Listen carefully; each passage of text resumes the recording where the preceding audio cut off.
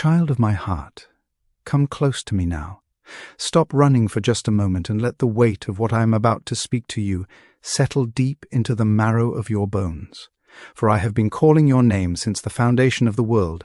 I have been whispering to you in the stillness of every sunrise and in the silence of every sleepless night. I have been writing my love letter to you across the canvas of creation, and you have been too distracted by the noise of your pain to read it. But now, in this sacred moment, I have pulled you aside from the crowd. I have parted the waters of your chaos, and I am drawing you into the secret place where time stands still, and where my voice is the only sound that matters. And I want you to know that the tears you have cried in the dark have not fallen to the ground unnoticed. I have collected every single one of them in my bottle. I have recorded every sigh in my book. I have felt every ache in your chest, as if it were my own, because it is my own. For when you suffer, I suffer. When you are rejected, I am rejected. When you are broken, I am broken. And there has never been a moment when you were alone, even in the moments when you screamed at the heavens, and received only silence in return. I was there. I was so close that you could not see me. I was holding you so tightly that you could not feel me. Because the silence was not abandonment, but the intimacy of a father who knows that sometimes the deepest comfort is simply presence without words. And I see the way you have tried to hold yourself together with sheer willpower.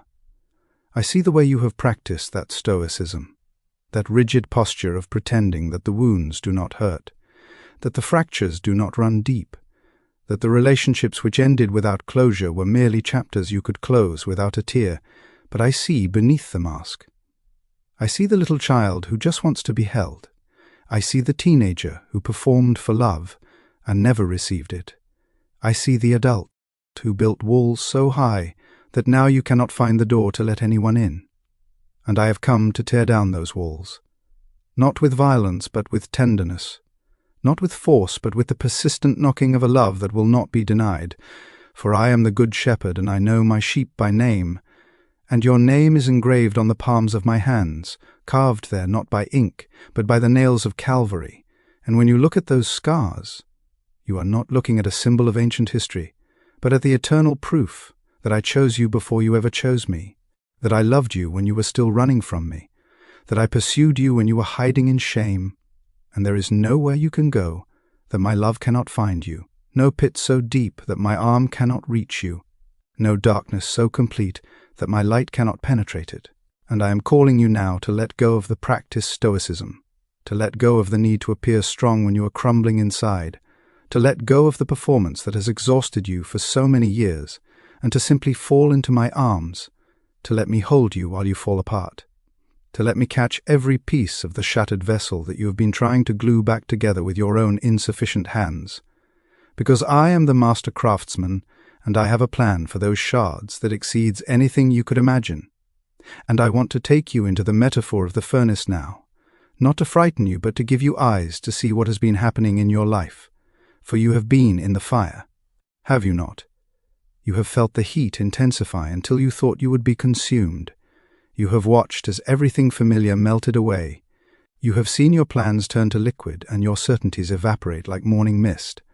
And the enemy has whispered that this is destruction, that this is the end, that you are being punished for your failures. But I tell you the truth, the fire you are walking through is not the fire of judgment, but the fire of refinement. It is the same fire that burned in the furnace of my love when I walked the earth, the same fire that purified my humanity in the wilderness, the same fire that will burn away everything in you that is not like me.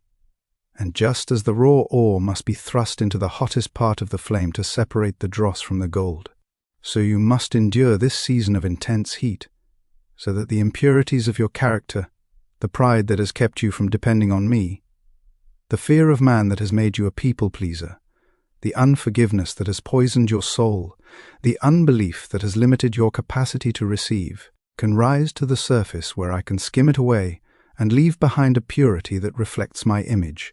And I know the exact temperature required for your specific refinement.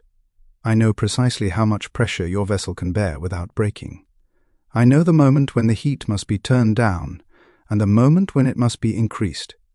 Because I am not a distant foreman observing from afar.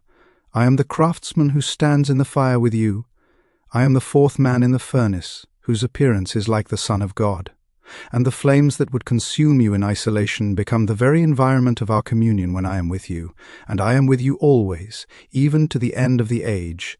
And I want to show you the beauty that I am creating from your brokenness. For there is an ancient art form that I have placed in the human heart as a parable of my redemptive work. It is called Kintsugi. And in this art, when a precious vessel is broken, the master does not discard it in favor of a new one, nor does he clumsily hide the damage, but he gathers every fragment, every tiny piece of the shattered pot, and he mixes the most precious substance he possesses, liquid gold, with the lacquer, and he uses that gold to fill the cracks, to cement the pieces back together, so that the finished vessel, when held to the light, does not hide its history of breakage but illuminates it. The golden veins catching the light and telling the story that this vessel was broken, yes, but it was restored by something more valuable than the original clay. And this is what I am doing with your life. I am not merely patching you up and sending you back into the world with the hope that you will be more careful next time. I am filling every crack of your divorce, your betrayal, your financial ruin, your health crisis, your childhood wounds, your adult failures, with the gold of my presence, with the gold of a wisdom that could only be gained in the valley, with the gold of an authority that comes only from having been in the pit and finding that I was there with you, with the gold of a compassion for others that is not the pity of the observer, but the deep empathy of the fellow sufferer who has been healed. And the history of your struggle, which you have tried so hard to hide and forget, will become the most beautiful and valuable feature of your final design. The very thing that gives you weight and credibility in a world starving for authenticity? The very thing that causes others to look at you and say, surely the love of Jesus must be real. For only he could take a life that broken and make it so glorious. And this brings us to the season you are in right now. This season where my voice seems silent to your cries, where your prayers feel like they are bouncing off the ceiling and falling back to you unanswered. And I know the frustration of this silence. I know the ache of it. For I myself cried out in the garden and received silence. I myself hung on the cross and cried, my God, why have you forsaken me? So that you would know, beyond any shadow of doubt, that when you experience silence, you are experiencing communion with me, you are sharing in my darkest hour, so that you can also share in my resurrection. And this silence is not emptiness, but fullness. It is not abandonment, but the deepest intimacy. For what I am doing in this season of what the scriptures call active waiting is the most critical work of your entire life. I am driving the roots of your character deep into the soil of my character. I am forcing your spiritual roots to push past the surface level of emotional experiences and circumstantial blessings, and to dig down into the aquifer of my unchanging nature. Because the tree of your destiny, the tree of your ministry, your business, your restored family is going to be so tall and so heavy with fruit that it would be toppled by the first strong wind if its roots remained shallow. And so I am using the silence, the drought, the apparent absence of rain, to force your roots to go deeper than they have ever gone before. I am building in you a root system of patience that can wait for years without withering, a root system of faith that believes even when there is no evidence, a root system of love that loves me not for what I give, but for who I am. And when the silence finally breaks, when the rains finally come, when the fruit finally appears, you will not be destroyed by the weight of the blessing, because the foundation I have built in the silence will be strong enough to carry it. And I am also using this season to accomplish an irreversible shift in your very identity, a tectonic movement deep in the mantle of your soul where the plates of who you thought you were are grinding against each other. And I know this shift is uncomfortable. I know it feels like an earthquake. I know you are disoriented and afraid. But what is actually happening is the final dismantling of the false self, the self that was built on the shifting sands of human approval, the self that needed the applause of the crowd to feel valuable, the self that was crushed by criticism because it derived its worth from the opinions of others, and in its place, rising from the rubble like a phoenix, is the true self, the self I created you to be before the foundation of the world, a self that possesses a quiet confidence that does not need to announce itself, a confidence that stands firm not because it has received a standing ovation, but because it has received an internal witness, the witness of my spirit bearing witness with your spirit that you are a child of God. And this quiet confidence is the most dangerous weapon the enemy will ever face. Because a person who no longer needs the world's approval to feel validated cannot be manipulated by the world's threats of rejection. A person who has found their worth in my unwavering gaze becomes impervious to the whims of the culture.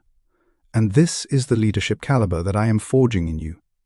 Not the leadership that seeks to control and dominate, but the leadership that serves from a place of such deep security that it can afford to lift others up without feeling threatened. And as this internal shift solidifies, it creates the container, the vessel, the spiritual architecture capable of holding the literal restoration of specific things that you have mourned. And I want to speak directly to those things now, for I see the financial loss that has kept you awake at night. I see the way the enemy has stolen from you through systems designed to keep you enslaved, through unexpected expenses, through betrayals that cost you not only emotionally but materially. And I am not blind to this. I am not indifferent to this. And I am not merely going to compensate you for the loss. I am going to restore to you the years that the locusts have eaten. I am going to give you back more than was taken. Not because you deserve it in the economy of works, but because I am a God of abundance. And because your restoration is a testimony to a watching world, I am going to open the windows of heaven and pour out a blessing so great that you will not have room enough to receive it. And it will come not through your frantic striving, but through your obedient rest. It will come as you seek first my kingdom and trust me to add the rest. And I see the physical health that has been compromised by the stress of carrying burdens you were never meant to carry, by the years of anxiety that have worn down your body, by the grief that has manifested in sickness. And I am the Lord your healer. I am the God who forgives all your sins and heals all your diseases. I am the one who took the stripes upon my back, so that by those stripes you could be healed. And I am moving now. Even as you read these words, I am sending my word to heal you. I am rebuking the fever. I am commanding the cancer to leave. I am strengthening the weak heart. I am restoring the weary mind. And you will live and not die. And you will declare the works of the Lord. And I see the family units that have been fractured, the marriages that have been broken, the children who have wandered, the parents who have been estranged, and I am the God of reconciliation. I am the one who turns the hearts of the fathers to the children, and the hearts of the children to the fathers. I am the one who can take what the enemy meant for evil and turn it for good, and I am working in the hearts of your loved ones even now. I am softening the hard ground. I am convicting of sin. I am drawing with cords of kindness, and there will be a reunion. There will be a restoration. There will be a healing of relationships that you have given up for dead, and this restoration of finances, health and family will come through an intentional narrowing of your focus, a process where I remove from your life the peripheral distractions, the good things that were actually keeping you from the best things. And I know this narrowing feels like loss. I know it feels like doors are slamming shut, but it is actually the sovereign orchestration of alignment, where I am funneling all of the scattered tributaries of your energy and attention into one deep, powerful river that will carry you with a force you cannot generate on your own, directly into the harbor of my purpose. And this alignment brings you to the precipice of the final and most critical shift, the shift in your internal narrative, the story you have been telling yourself in the quiet moments when you are alone with your thoughts. And for so long, that story has been one of permanent damage, a story that begins with, "I was hurt, and therefore I am broken," a story that rehearses the lines of victimhood and powerlessness, a story that concludes that the best you can hope for is a slightly more comfortable management of your wounds until you die. But I am thundering over the chaos of your mind with a new narrative, a narrative of prophetic memory, a memory that does not deny the pain of the past, but reframes it entirely. A memory that reaches back, not just to the moment of the break, but further back, to the moment of original design, to the dream I dreamed before the foundation of the world, to the wholeness that existed in blueprint form before the enemy ever laid a finger on your life. And by remembering that original wholeness, by recalling that you were fearfully and wonderfully made for a purpose, you are not engaging in wishful thinking. You are laying hold of a divine guarantee, a promissory note signed in my blood that declares the future is not just a return to the status quo of a mediocre, damaged life, but that the future holds a supernatural miracle of better than before restoration, a restoration where the latter house is greater than the former, not just equal to it, a restoration where the son or daughter who was dead in trespasses and sins is not just resuscitated, but resurrected into a new dimension of life that never existed before.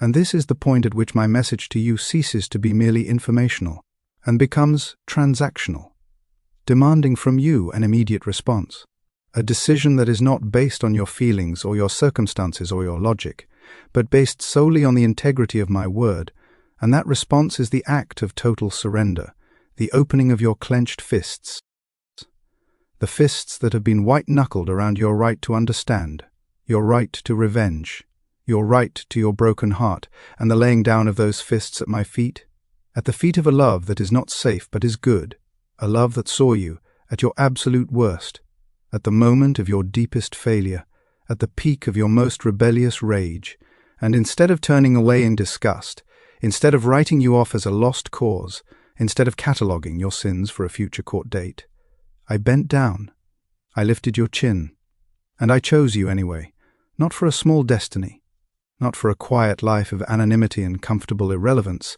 but for a destiny that cannot be revoked, a destiny that is written in the imperishable records of eternity, a destiny that requires the very history you are ashamed of to give it weight and glory.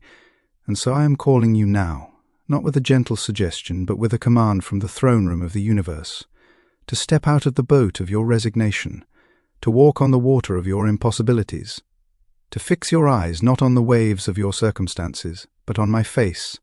For I am walking toward you in the storm. I am closer than your next breath.